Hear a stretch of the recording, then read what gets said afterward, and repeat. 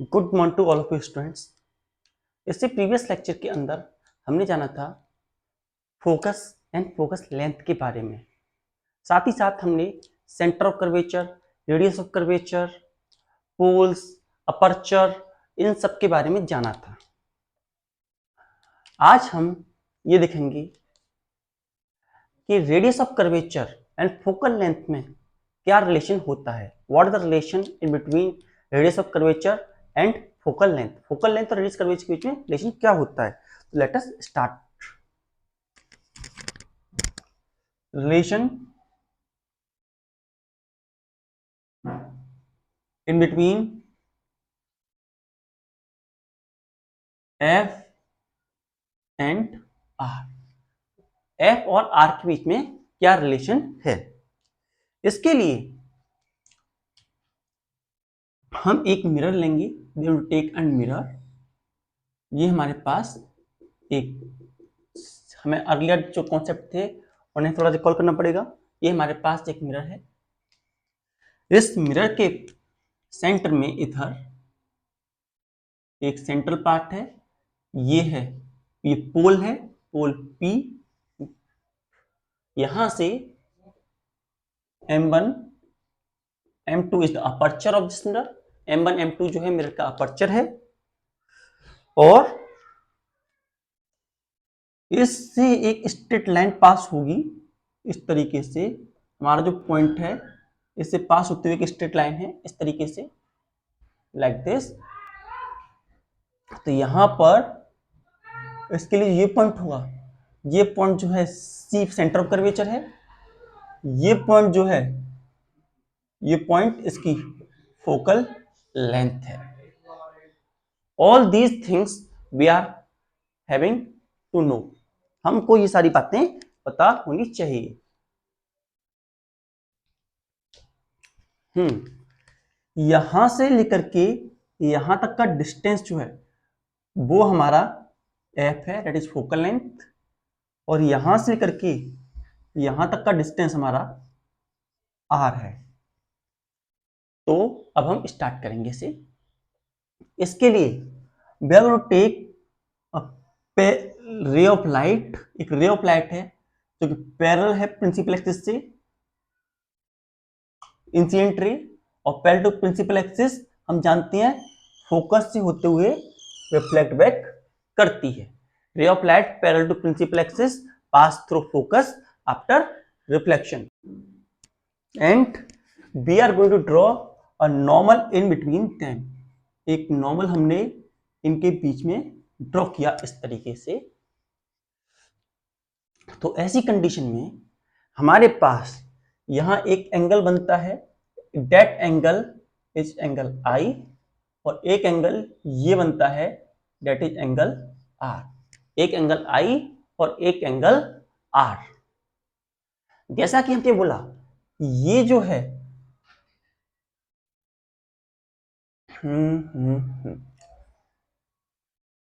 Let us से इस point को हम बोल देते हैं B।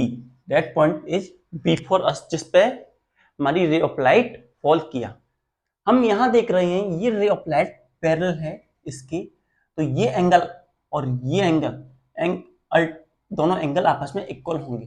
कौन सी प्रॉपर्टी से इक्वल होंगे ये आप हमें बताएंगे यहां पर। By which property? डेट हम यहां देख रहे हैं एक जेड बन रही है इस तरीके से, एक जेड बन रहा है। और यहां से ये एंगल और ये एंगल, कौन सा? ये एंगल और ये एंगल आपस में इक्वल है। ये वाला एंगल और ये वाला एंगल आपस में इक्वल है। That is okay. एंगल आई, यहां आर नहीं आएगा, एंगल आई आएगा। ये वाला एंगल आई इस एंगल आई के, इस एंगल के इक्वल है। It is equal to angle I here. ये एंगल आई के बराबर है। नाउ अब हम यहां से थोड़ा स्टार्टिंग करना शुरू करते हैं। क्या कर सकते हैं हम यहां पर? हमारे पास क्या क्या है, जैसे यहां पर ये लाइट इंसिडेंट रे है, ये रिफ्लेक्टेड रे है। तो हमारे पास सबसे पहले करते हैं, वी हैव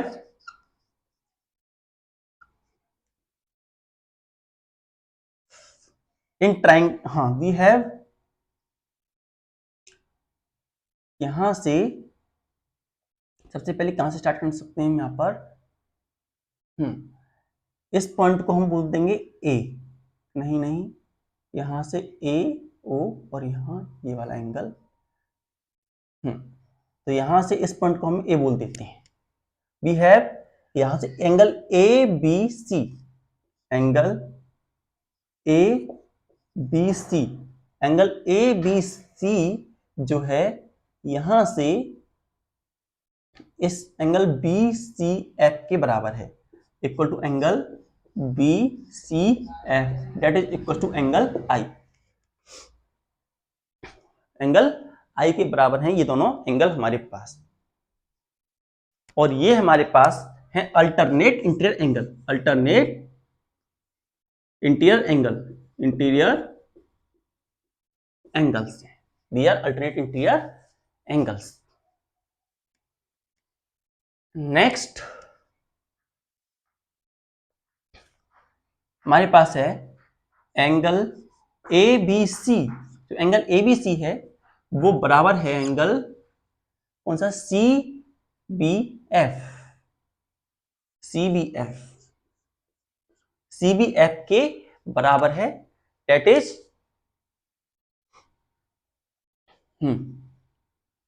तो इसके अकॉर्डिंग हमारे पास क्या होता है, angle I is equal to angle R, C A B C जो है हमारा आई के बराबर है और सी बी एफ जो है आर के बराबर है, और ये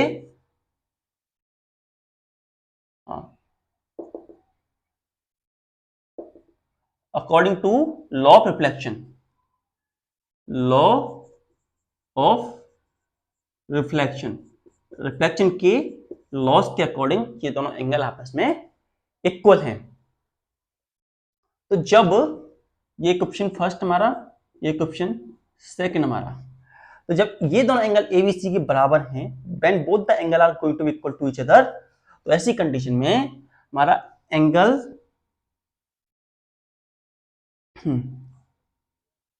हाँ, तो इससे पहले लिख देते हैं फ्रॉम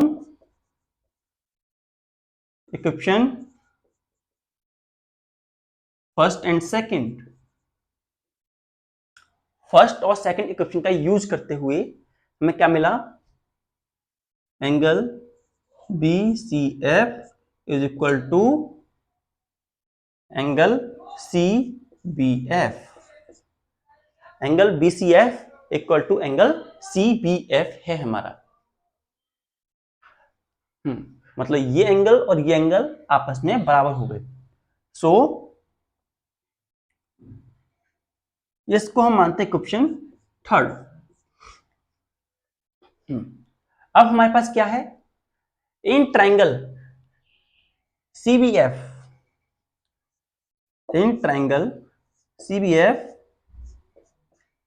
हमारे पास angle BCF equal to angle CBF है from equation third. Equation third से हमारे पास ये वैल्यू आई है। और जैसा कि हम जानते हैं, जब दो angle, when two angles of sides, जब दो एंगल इक्वल होते हैं तो उनकी साइड भी इक्वल होती हैं, इसीलिए जो ये CF है ये BF के बराबर हो जाएगी। CF and BF are going to be equal to each other. So ये क्या, इसकी वजह से हमारे पास क्या मिलेगा, CF is equal to BF। ये हमारे पास इक्वेशन फोर्थ है, it the equation fourth we have, note it down. Next thing, जो हम ये साइड देख रहे हैं और ये साइड देख रहे हैं, हमारे इस मिरर का जो अपर्चर है बहुत छोटा है। Aperture of mirror is very small, हमारे मिरर का अपर्चर बहुत छोटा है, इसीलिए क्या लिखते हैं, हमारे पास मिरर का अपर्चर बहुत छोटा है, इसीलिए हम मान सकते हैं ये यहां पर ही होगा। और एक तरीके से हम कह सकते हैं एफ बी एफ बी जो है वो बराबर है हमारे एफ पी के, एफ बी जो है हमारे एफ पी के बराबर है। तो ये हमारे पास बन जाती है इक्वेशन फिफ्थ। जैसे कि अपर्चर बहुत छोटा है तो एफ बी जो यहां से यहां आ रही है और एफ पी जो यहां से यहां है वो दोनों आपस में इक्वल होंगी, both are going to be equal to each other, इसलिए हमने इन दोनों को इक्वल रख दिया। हाँ, यहाँ पे हमने एफ बी एफ लिखा है, यहां भी हम बी एफ लिख सकते हैं। सो हम यहां देख रहे हैं ये दोनों जो है एक ही पॉइंट से मिलती हैं, मतलब ये इसके इक्वल है, ये इसके इक्वल है, ये इसके इक्वल है। इसका मतलब क्या हुआ, ये इसके भी इक्वल है, ये इसके भी इक्वल, तो ये दोनों भी आपस में इक्वल होंगे। तो हम कह सकते हैं from equation first and second, fifth and sixth, fourth, या from equation fifth and okay fourth and fifth equation से हमारे पास क्या निकल के आता है, from equation first, fourth and fifth हमारे पास निकल के आता है कि C F which equals to P F या एफ पी। हमने एफ पी लिया तो एफ पी लेंगे, F P. It is equation 6 दिया गया है। जो सी एफ है वो एफ पी के बराबर है। नाउ अब हम क्या कर सकते हैं, नाउ अब हम लेंगे taking C F, C F C F जो है हमारा, हम देख पा रहे हैं सी एफ जो है सी एफ और एफ पी, ओहो C P, not C F, C P. जो हमारा C and P F center का पोल से करके डिस्टेंस जो है वो बराबर है हमारा, अगर हम सी एफ प्लस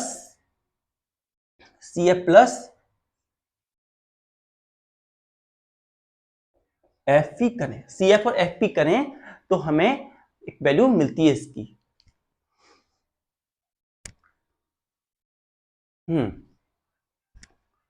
हमारी तो एज भी हमारे पास सी एफ सी पी जो है उसकी वैल्यू आर है, सी पी की वैल्यू हमारे पास आर है।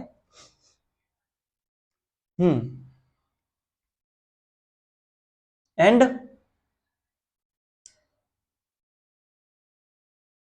तो हम यहां पर आर लिख देते हैं।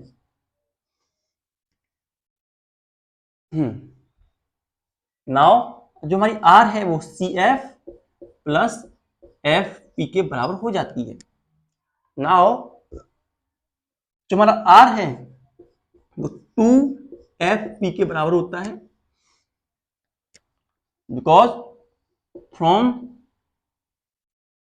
इक्वेशन 6 से हमें ये पता चला है कि सी एफ और एफ पी आपस में इक्वल थे, सी एफ और एफ पी आपस में इक्वल थे, इसीलिए ये वैल्यू निकल के आई। तो हमारे एफ पी की वैल्यू क्या होगी, बाहर से वैल्यू एफ पी वैल्यू है, जो हमारे पास एफ पी है, एफ पी की वैल्यू हमारे पास फोकल लेंथ एफ के बराबर होती है। तो आर की वैल्यू पर कितनी आ गई, 2f, आर की वैल्यू 2f के बराबर हमारे पास आ गई। तो वैल्यू पुट कर देते हैं, f की वैल्यू हमारे पास r अपॉन 2 के बराबर आ गई, r की वैल्यू हमारे पास f r अपॉन 2 के बराबर वैल्यू हमारे पास निकल के आती है। ये वैल्यू हमारे पास होती है फोकल लेंथ की और रेडियस की रिलेशन के बीच। तो हम कह सकते हैं focal length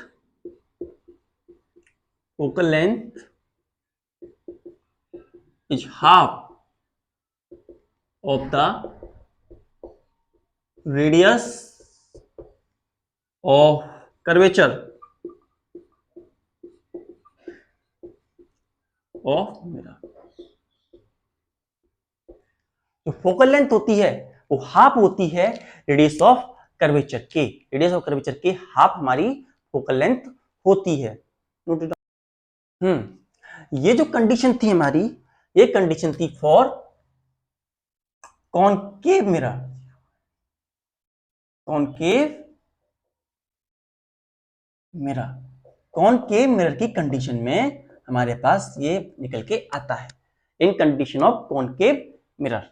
now we look after in case of convex mirror. Second is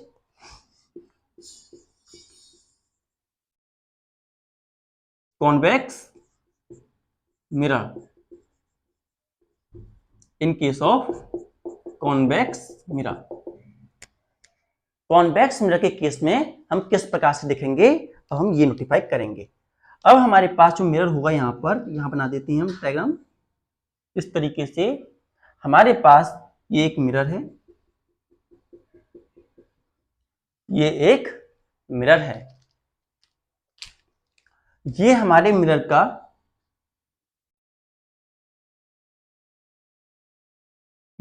हमारा पोल है। It is the pole of mirror we are going to be have.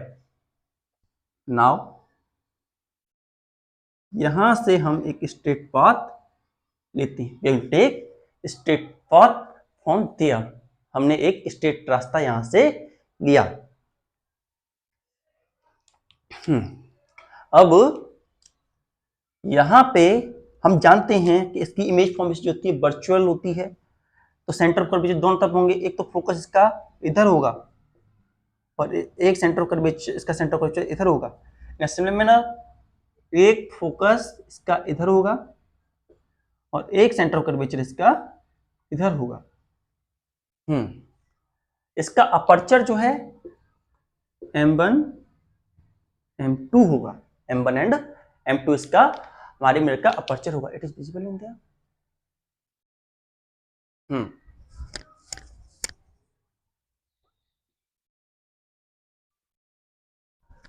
तो हम क्या करते हैं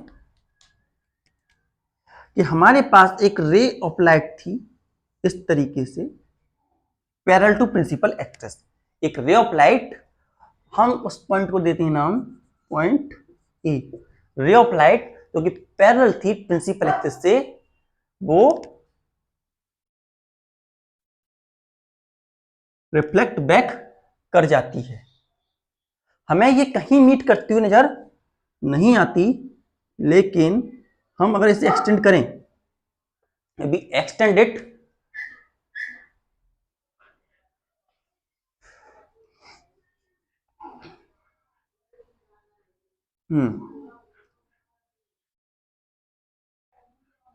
तो हम इसे थोड़ा सा इसे करते हैं। अभी इस फोकस को थोड़ा पास में लेंगे हम, सेंटर को थोड़ा दूर हो गया हमारा।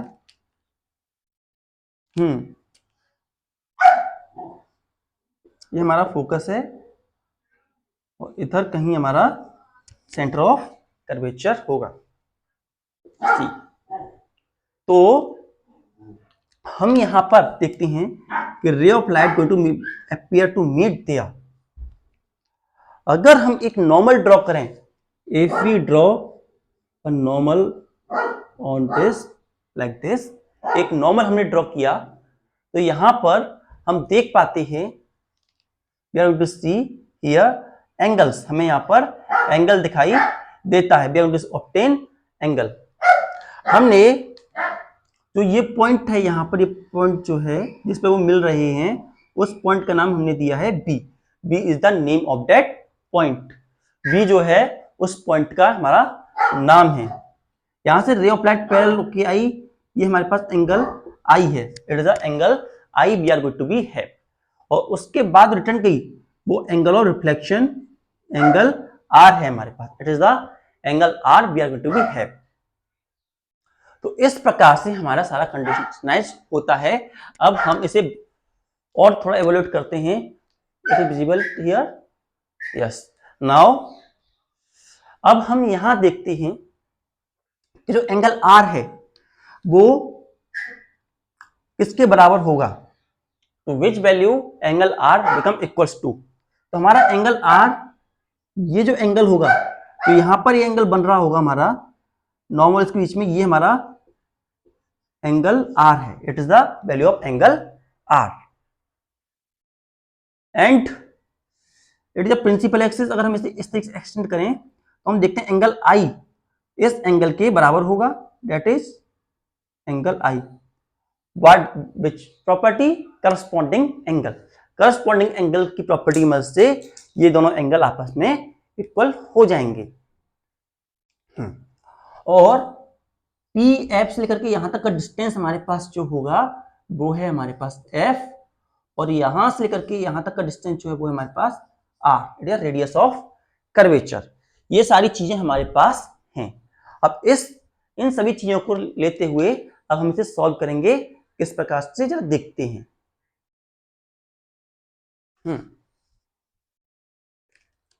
तो सबसे पहले हम क्या लेंगे, हाँ, कि हमारा जो एंगल है यहां से एंगल ए बी, और ये कहीं पे हम इसको एन बोल देंगे, एंगल ए बी एन। तो हम क्या बोलेंगे, we have angle A B N. Angle A B N जो है वो हमारा एफ बी एफ सी के बराबर है, एंगल बी एफ सी के बराबर है।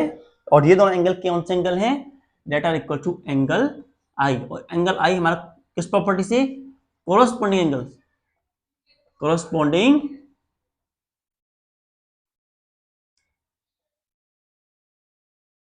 angles, these are the corresponding angle we are going to be have. Next, ये हमारे पास n है और ये एंगल और ये एंगल, यहां से ये वाला एंगल ले लेते हैं।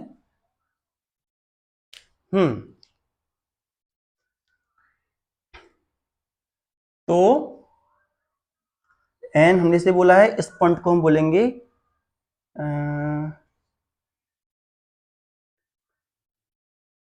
इस पॉइंट को हमने बोल दिया k, let us take k। तो एन बी के, और ये एंगल ए बी एन जो एंगल है वो एंगल एन बी के बराबर है, एंगल एन बी के बराबर है, क्योंकि ये एंगल हमारा आई है और ये एंगल हमारा आर है।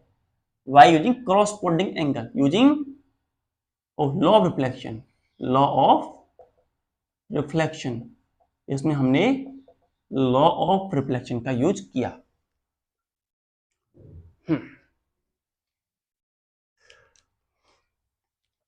तो हम यहां क्या देखते हैं कि ये दोनों एंगल आपस में बराबर हुए।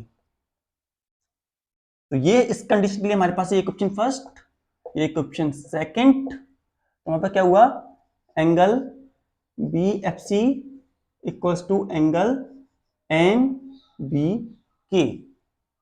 हम कह सकते हैं from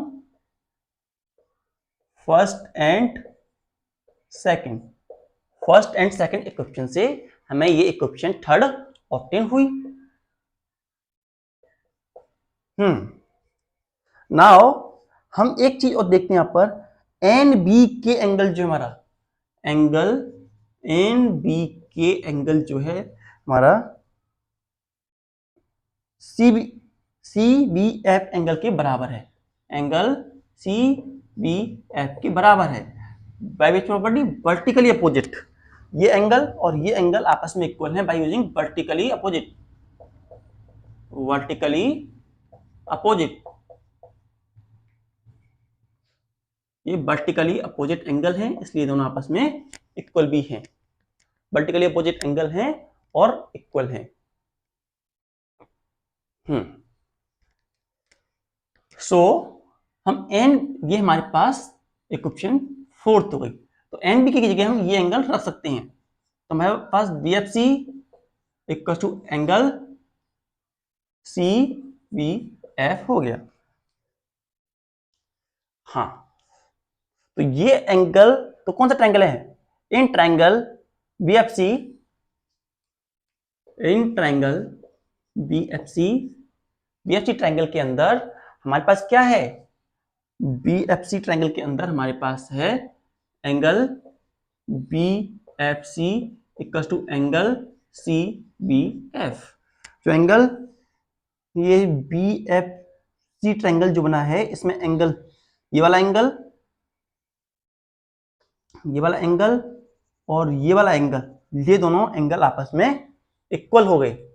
both the angle are become equal. Dotted line दिखा रही हैं image is going to be virtual. तो ये दोनों एंगल आपस में इक्वल हो गए। तो जब ये दोनों इक्वल हो गए तो इन दोनों की दोनों साइड भी इक्वल हो गई। Both the side are also going to be equal. That is, ये हमें क्या देते हैं, ये हमें देते हैं BF एंड FC दोनों आपस में इक्वल होंगी। EF and FC are going to be equal to each other. Now ये हमारे पास इक्वेशन आ गई, इक्वेशन 5th। नाउ जैसा हम देख रहे हैं इस मिरर का भी अपर्चर बहुत छोटा है, तो हम कह सकते हैं as aperture of mirror is very small, is very, जो मिरर का अपर्चर है बहुत ही ज्यादा छोटा है। इसीलिए इसलिए हम क्या कहेंगे कि ये जो BF है और ये PF है ये दोनों आपस में इक्वल होंगे। BF is equal to PF। ये हमारे पास इक्वेशन 6 बन जाती है। That become equation 6 on us. So ये हम देख रहे हैं BF जो PF के बराबर है और BF जो FC के बराबर भी है। So इन दोनों इक्वेशन को लेकर के हम क्या कर सकते हैं, from equation 5th and 6th, 5th and 6th equation को लेकर के हमने क्या किया, इक्वल रख दिया। तो हमें क्या मिला, PF equal to FC, PF equal to FC हमें मिला।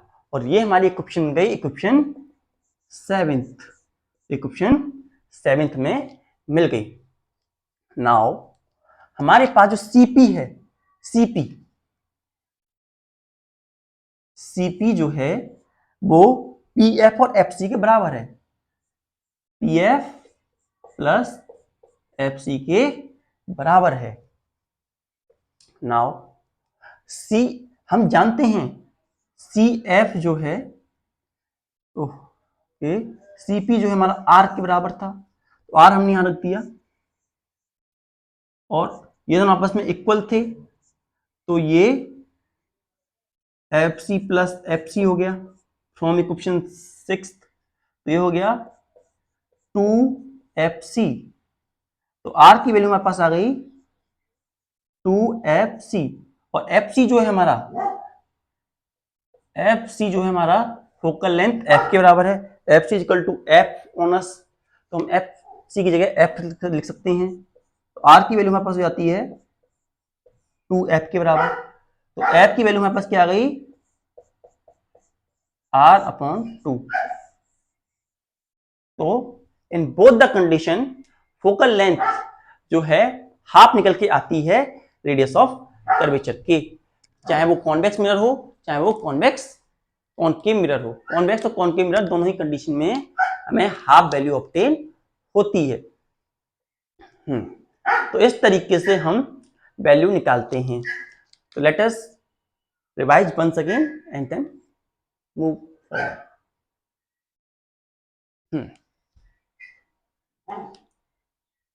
सो हमने आज जाना relation between F and R। हमने देखा कॉन्वेक्स मिरर में एक रे जो पैरेलल जा रही है। हमने आज फोकल लेंथ और रेडियस ऑफ कर्वेचर के बीच रिलेशन निकाला है। उसमें हमने एक रे लिया, रे पैरेलल जा रही थी प्रिंसिपल एक्सिस से, और प्रिंसिपल एक्सिस से रे पैरेलल जाती है, रिफ्लेक्शन के बाद वो फोकस से पास होती है। F से लेकर के P तक का डिस्टेंस F था और सेंटर ऑफ कर्वेचर से लेकर पोल तक का डिस्टेंस R था। यहाँ पर एंगल ABC और एंगल BFC, एंगल ABC और एंगल BFC जो थे I के बराबर है, अल्टरनेट इंटर एंगल थे, और एंगल एबीसी और एंगल सीबीएफ जो थे लॉ ऑफ रिफ्लेक्शन की वजह से दोनों इक्वल थे, और इक्वेशन फर्स्ट और सेकंड पे यूज करके हमने एंगल बीएफसी और एंगल सीबीएफ को इक्वल कर दिया। और इस ट्रायंगल में जब ये वाला एंगल और ये वाला एंगल दोनों आपस में इक्वल हैं, तो इक्वल ट्रायंगल जब दो इक्वल एंगल होती हैं तो उन दोनों की साइड जो होती है वो भी इक्वल होती हैं, इसी वजह से ये और ये भी इक्वल हो गए। नाउ हमने देखा ये भी इक्वल है, और जैसा कि हमने देखा अपर्चर हमारे सिलेंडर का बहुत छोटा है, तो बीएफ और एफपी भी दोनों बराबर हो गए। तो इक्वेशन फोर्थ और इक्वेशन फिफ्थ की मदद से सीएफ और एफपी दोनों आपस में हमने इक्वल कर दिए। फिर सीपी की वैल्यू हमने रखी, तो सीपी की वैल्यू हमारे पास सीपी की वैल्यू सीएफ प्लस एफपी के बराबर है। सीपी हमारा आर के बराबर है, आर की वैल्यू हमारे पास सीएफ प्लस एफपी के बराबर है। जब हमने बोला था इक्वेशन सीपी और एफपी बराबर हैं, तो हमने 2fp कर दिया, और एफपी हमारा फोकल लेंथ के बराबर था तो एफ लिख दिया, तो आर इक्वल टू 2f की बराबर वैल्यू बनी, और फोकल लेंथ f की वैल्यू r.2 के बराबर हो गई। तो फोकल लेंथ जो थी वो दोनों मिरर के लिए, हमने पहले से दोनों ही मिरर के लिए हाफ होती है रेडियस ऑफ कर्वेचर की।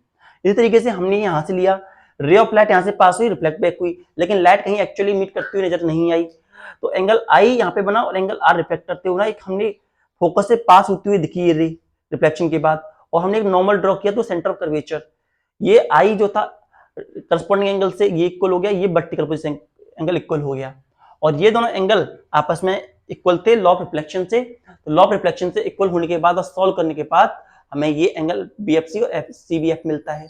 और हमने जब इसको इस ट्रायंगल बीएफसी ट्रायंगल में लिया तो हमारे पास बीएफ और एफसी दोनों बराबर आए, और बीएफ और एफसी बराबर आए, और अपर्चर बहुत छोटा है इसलिए बीएफ और पीएफ दोनों आपस में बराबर होंगे, इसीलिए पीएफ और एफसी बराबर हो गए। और सीपी की जो वैल्यू हमारे पास है, सीपी की जो वैल्यू हमारे पास है वो पीएफ और एफसी के बराबर है, और जब दोनों को हमने ऐड किया तो लिखा। अब हमारे पास पीएफ और एफसी दोनों इक्वल हैं, इसलिए हम यहाँ 2fc लिख सकते हैं, 2fc हमने लिख दिया। एफसी की वैल्यू हमारे पास एफ के बराबर थी, एफ हमने किया आर इक्वल टू 2f, और एफ की वैल्यू r.2 के बराबर हो जाती है। इस प्रकार से हम फोकल लेंथ की वैल्यू निकालते हैं। Note it down.